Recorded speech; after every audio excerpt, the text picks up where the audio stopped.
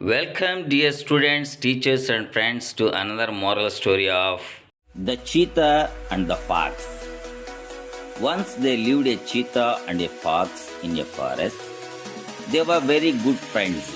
They always hunted together and passed their time talking and chatting with each other.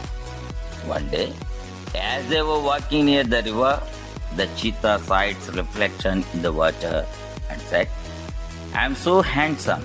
Look at my spots. They are bright black and so lovely." The fox also said that his tail was bushy and it had a shiny coat too. The cheetah and the fox continued the argument on who was more handsome.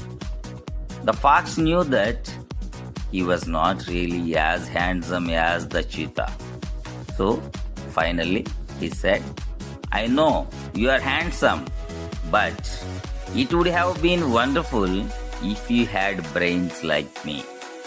The cheetah apologized for being vain. They continued to be good friends. Moral: never be vain. ఈ కథను మనం తెలుగులో చెప్పుకుందాం.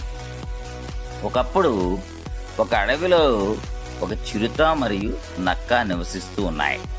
అవి చాలా మంచి స్నేహితులు. అవి ఎల్లప్పుడూ కూడా కలిసి వేటాడుతూ ఉండేవి.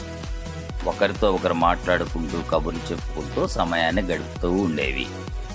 ఒకరోజు అవి నది దగ్గర నడుస్తూ ఉన్నప్పుడు చిరుత ఆ నదిలోని నీటిలో తన ప్రతిబింబాన్ని చూసి, "నేను చాలా అందంగా ఉన్నాను, నా మచ్చలను చూడు, అవి ప్రకాశవంతమైన నల్లగా మరియు చాలా అందంగా ఉన్నాయని చెప్పింది.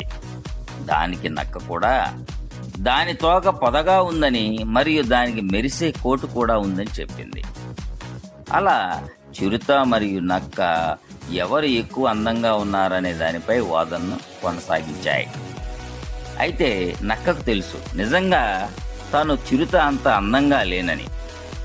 కాబట్టి చివరకు నక్క ఇలా అన్నది, "నువ్వు అందంగా ఉన్నావని నాకు తెలుసు, కానీ నీకు నాలాంటి మెదడు ఉంటే అద్భుతంగా ఉండేది" అని చీతాతో అన్నది. చిరుత అలా తను గర్వంగా ఉన్నందుకు క్షమాపణ చెప్పింది. చివరికి వారు మంచి స్నేహితులుగా కొనసాగారు. నీతి: ఎప్పుడూ కూడా గర్వంగా ఉండకండి.